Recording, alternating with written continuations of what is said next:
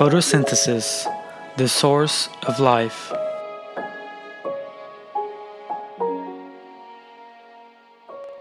Have you ever wondered? You breathe 15 times a minute as you look at the screen, an average of 20 times a day. Who produces the oxygen we breathe at every moment? The world we live on revolves within an incomparable order, leaving no room for chance. Have you ever wondered how the delicate temperature balance on Earth is controlled? How the balance of the gases on Earth remains fixed without changing? Or by what means you obtain the solar energy essential to life?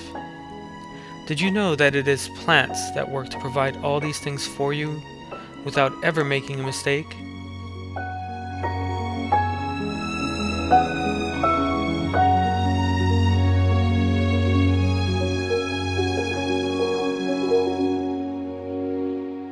Plants play a very important role in human life. God has placed more than 500,000 varieties of plants at our disposal. It is these brightly colored and flawlessly created living things that are the source of the fresh air we breathe, the foods we need to survive, and the energy sources we consume. They are also the source of stunning vistas, impressive scents, and eye-catching colors. Plants possess photosynthesis systems that convert light into nutrients. These mechanisms constantly produce energy and oxygen that purify the air and maintain ecological balances. In addition, these mechanisms produce such aesthetic properties as taste, scent, and color.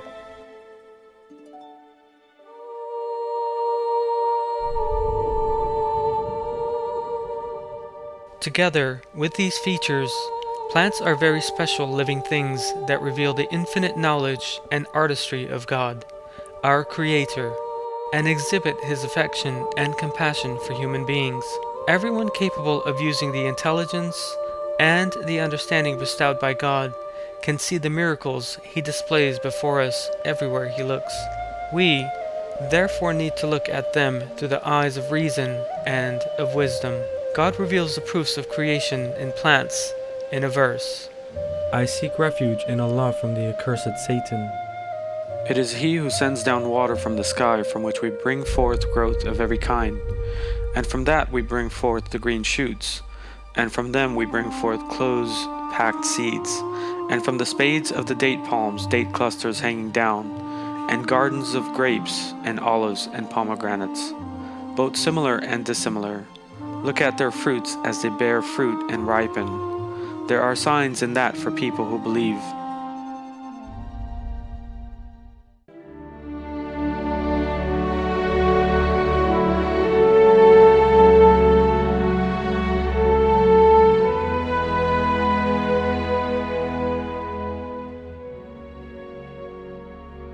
The factory that manufactures vital energy.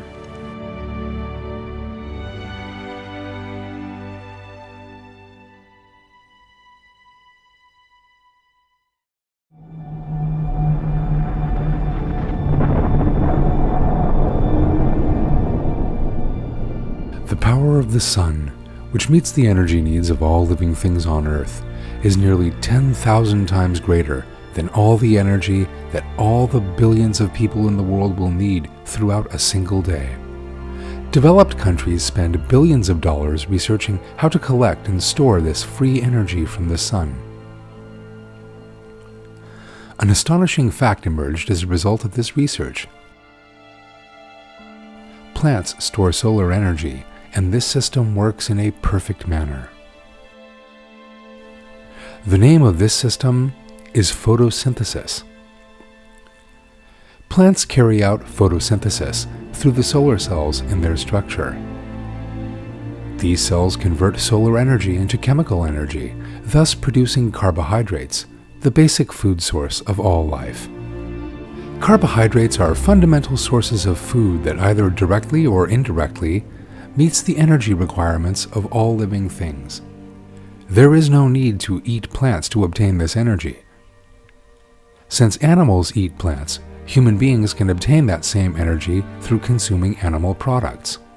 For example, let us consider sheep that eat grass. They absorb the energy-charged molecules in grass, and the energy contained in the molecules thus enters their bodies.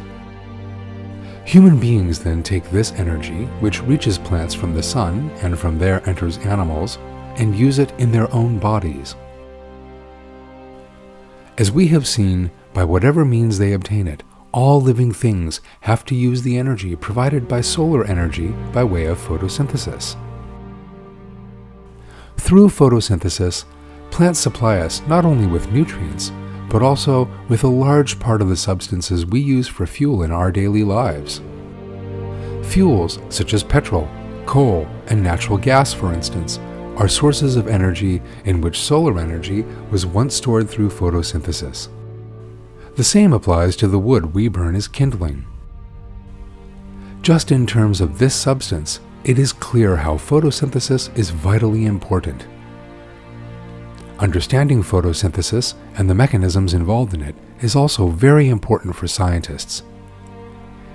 If this process can be fully understood, it will be possible to increase food production, make the most efficient use of nature, extract the maximum benefit from solar energy, develop new drugs, and design faster, smaller, and more efficient machines that run on solar energy. However, we must immediately make it clear that we still do not know enough about photosynthesis to be able to produce systems that store energy by replicating this process. And yet, photosynthesis is a very simple matter for a leaf with no mind or consciousness. Despite all our advanced technology and billion-dollar research, we have been unable to replicate this system. It is astonishing that hundreds of trillions of leaves have been carrying out photosynthesis for billions of years. Plants have carried out this process uninterruptedly since the first day they were created.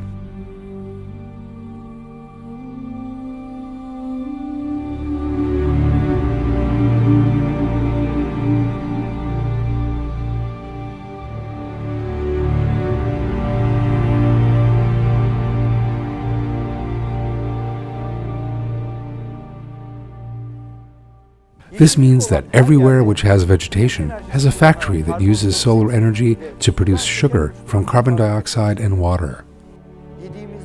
Unknown to us, the tomatoes we eat, the parsley in our salad, and the ivy growing out on the veranda are all in a state of constant production. This is a blessing from omniscient God on human beings. God shows His servants His love in this way. Plants are created in such a form so as to serve human beings and all living things. Leaves have been implementing this flawless system for millions of years that human beings with all of their modern technology are still unable to fully understand. In one verse of the Quran, God tells us that it is impossible for human beings to create even a single tree from nothing.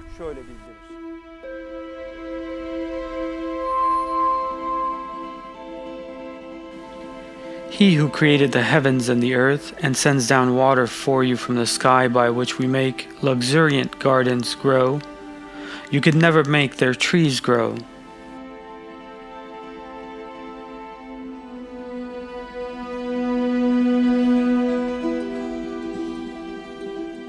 The harmony in the universe. God, the only Lord of the earth and the heavens, has created the universe with infinite knowledge and artistry. All the systems that combine to give rise to life on earth work together in glorious harmony as a result of this matchless creation. Every system and structure, from the stars in space to electrons revolving in a single atom, is either dependent on or complementary to one another. Photosynthesis occupies a very important place in this sublime order. Using soil, water, air, and the sun, unconscious plant cells take specific quantities of minerals and water from the soil and manufacture food for human beings. With the energy they obtain from sunlight, they break these components down and recombine them in such a way as to produce nutrients.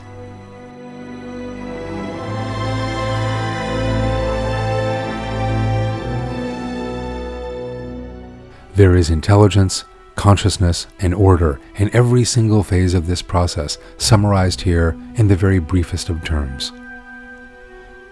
This amazing system in plants is clearly a source of life, specially created for the benefit of living things. There is perfect harmony, too definite to leave any room for chance, between green plants on Earth and solar energy. This harmony gives rise to a food source, essential to the survival of all living things, and therefore also to the survival of human beings. Our attention is drawn to this subject in another verse from the Quran.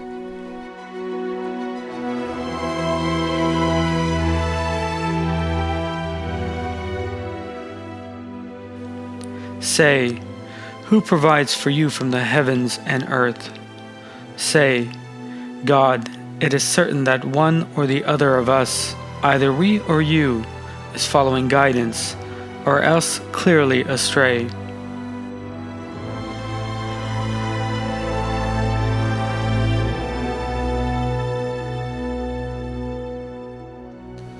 How does the factory in plants work?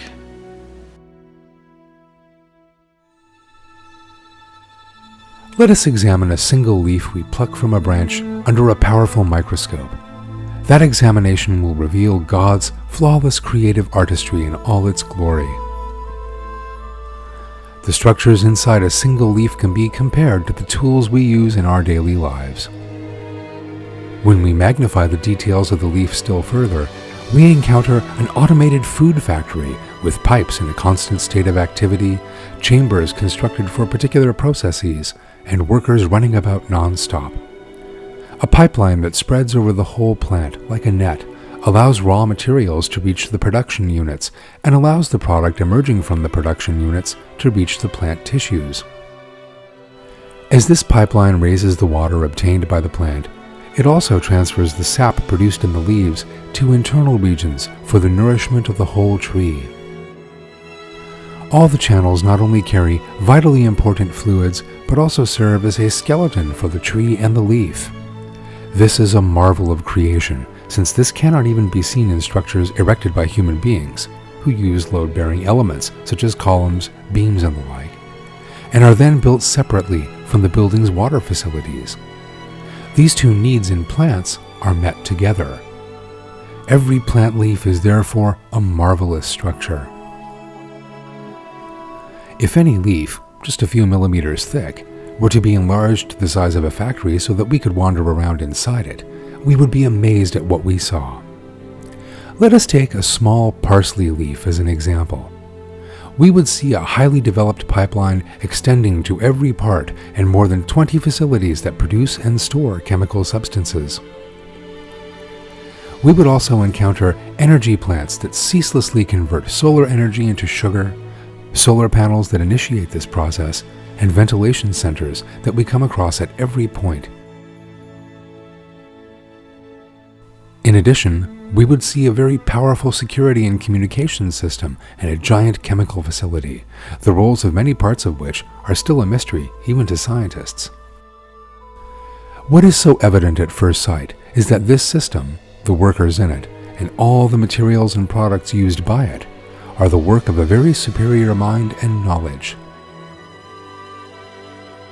Yet plants have no central nervous system and no brain to control it. Therefore, each part of the plant develops independently of the others, despite which all the components and tissues exhibit an unbelievable harmony and cooperation. We still do not fully understand how the cells inside the plant communicate and how they give rise to different tissues. The way that these chains of command that emerge as these different structures are formed also remains a mystery.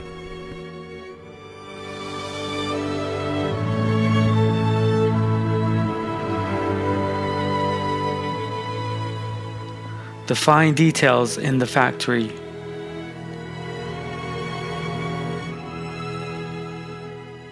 Both in terms of their general structure and also when examined scientifically, leaves exhibit very detailed and complex systems specially created to ensure high-level energy production.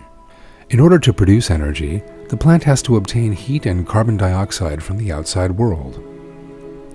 All the structures in leaves have been arranged in such a way as to obtain these two elements without difficulty. Leaves have broad external surfaces. This enables the exchange of gases needed for photosynthesis to take place with ease. The leaf's flat shape means that all its cells are close to the surface. This, in turn, means that the exchange of gases is facilitated and that solar rays can reach all the cells engaged in photosynthesis.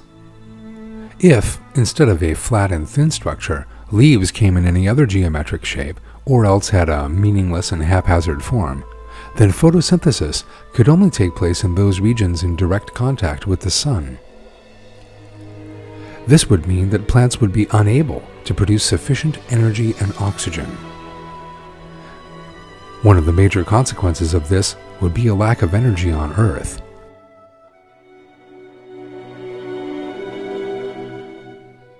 And the creation in leaves is by no means restricted to their shape. Leaf tissues are also highly sensitive to light. A leaf always turns to face the light. The way that plant leaves always face the direction from which solar rays reach them can easily be observed in potted plants.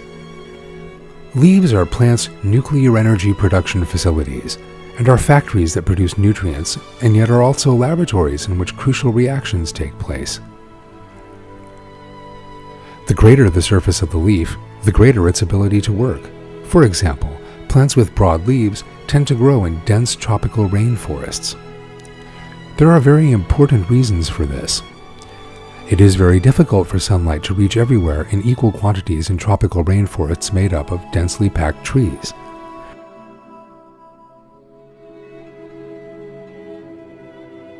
This makes a greater leaf surface area essential in order to trap that light. In these areas where sunlight penetrates very little, it is vitally important for leaf surfaces to be very large if plants are to produce nutrients. By way of this feature, tropical plants obtain sunlight from various angles in such a way as to make the greatest use of it. In contrast, plants in dry, harsh environments have small leaves.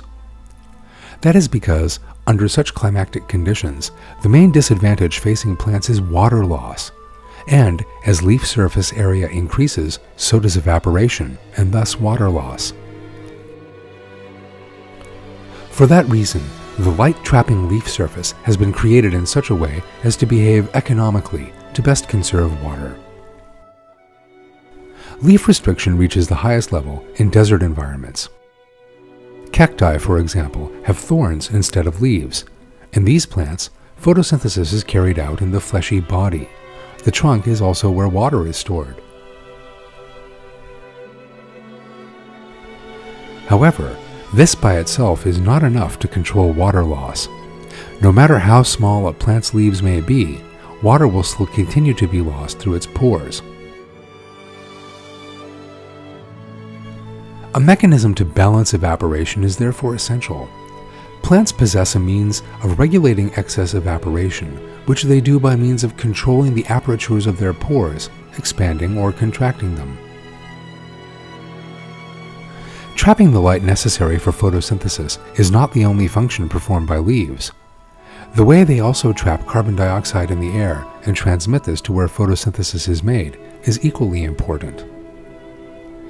Plants perform this duty by means of the pores on the leaves.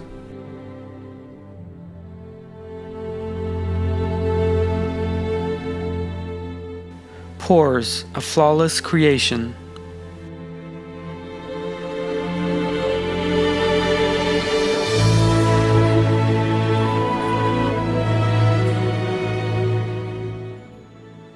The microscopic holes on the leaf surface are responsible for heat and water transfer, and for obtaining the carbon dioxide required for photosynthesis from the atmosphere. These holes, known as pores, have a structure capable of opening and closing as necessary. When the pores are opened, the oxygen and water vapor between the leaf cells are exchanged for the carbon dioxide needed for photosynthesis. Production leftovers are thus expelled, and substances that are needed are taken inside to be used. One of the interesting things about the pores is that they are generally found on the underside of leaves. This means that the negative effect of sunlight is reduced to the lowest level. If the pores, which expel water from the plant, were on the upper sides of leaves, then they would be exposed to sunlight for long periods of time.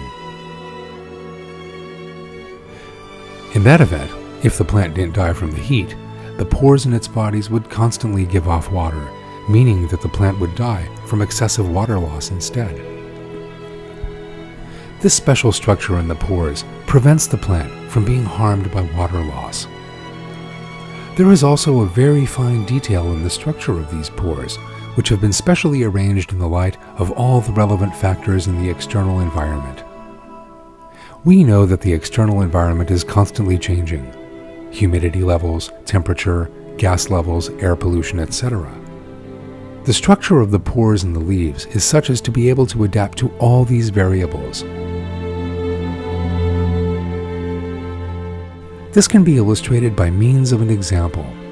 In plants such as sugarcane and maize, which are exposed to high temperatures and dry air for long periods of time, the pores remain entirely or partly closed throughout the whole day in order to conserve water. But these plants also have to absorb the carbon dioxide needed for photosynthesis in the daytime. Under normal circumstances, the pores should be wide open in order to permit this.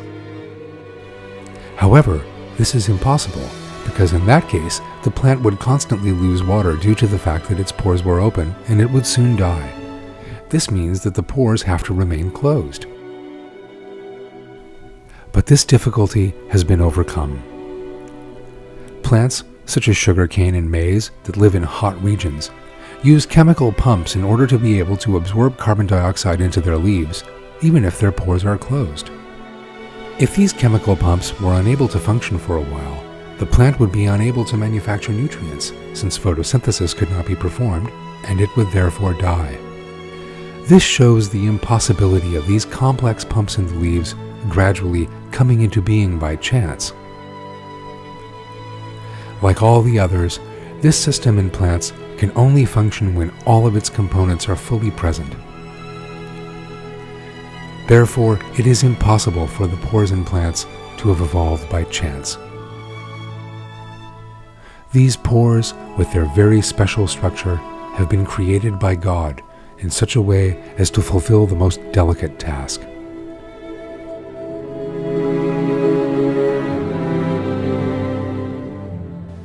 Evolutionists' illogicalities. Plants contain many structures, squeezed into a minuscule space, with the most extraordinarily accurate calculations. The leaf is just one of these structures. All the complex systems in leaves have been operating with the same perfection for millions of years. So, how have these systems been squeezed into such a small space? How did the complex characteristics in leaves come about? Is it possible for such a perfect and matchless system to have emerged spontaneously? Let us see the impossibility of this by looking at the theories proposed by evolutionists on the subject.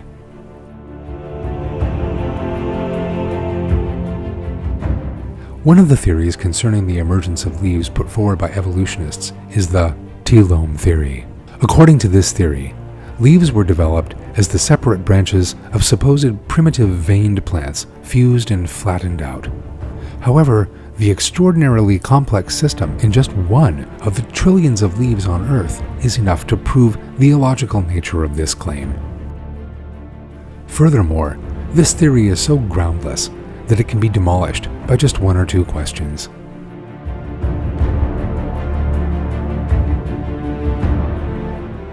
Why did these branches feel the need to fuse and flatten out? By means of what process did this fusion and flattening come about? What were the coincidences that led branches to turn into leaves with completely different characteristics? How is it that thousands of varieties of plants, trees, flowers, and grasses emerged from supposed primitive veined plants? Why was the need for such variety felt?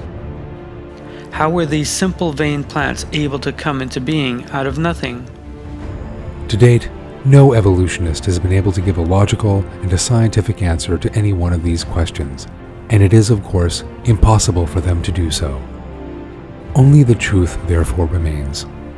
Like all other living things, plants emerged in a single moment, fully fledged and perfect. In other words, Almighty and omniscient God created them.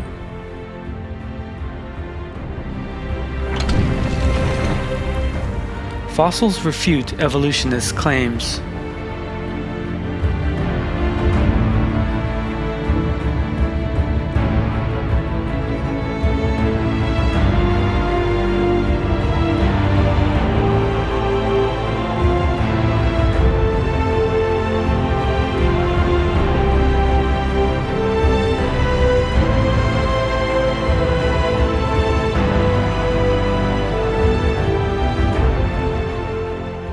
One of the main pieces of evidence that invalidates evolutionist claims is the plant fossil record.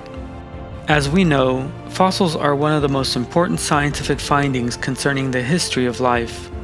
By looking at fossils, we can see the stages that life forms have gone through and obtain ideas about the history of life.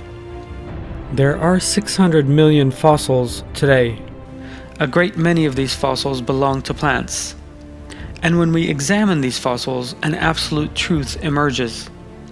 Plants have never changed since the day they were first created. There is no difference between plants that lived hundreds of millions of years ago and plant species living today. The meaning of that is clear. Plants never evolved.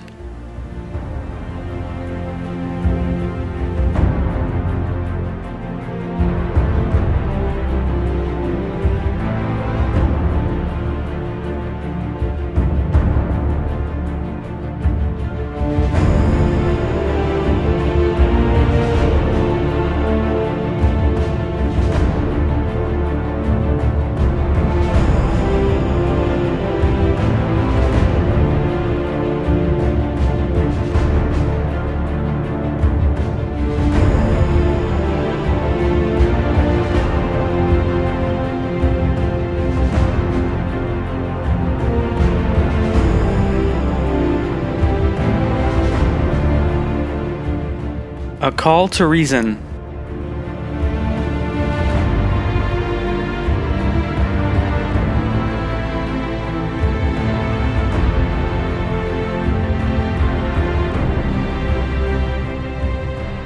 Throughout the course of this film you have been watching, we have been considering some of the extraordinary features of leaves and have briefly touched on the subject of photosynthesis. The aim in providing this information was to show that plants and the flawless systems they possess could not have come into being by chance. Plants are entities with no hands, eyes, or brains. Plants lack such features of consciousness and reason as decision-making, the use of free will, and lack the possession of knowledge.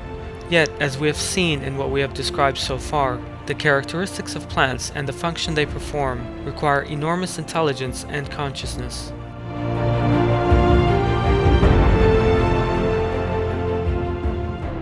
Indeed, plants all over the world successfully carry out processes in as little as a billionth of a second, whereas rational, conscious, and knowledgeable human beings with advanced technology cannot replicate nor even understand such a process.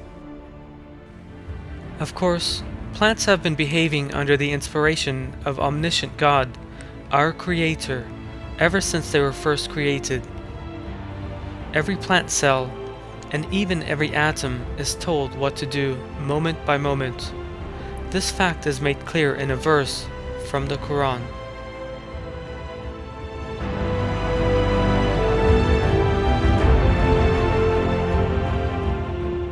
It is God who created the seven heavens, and of the earth the same number, the command descending down through all of them, so that you might know that God has power over all things, and that God encompasses all things in His knowledge.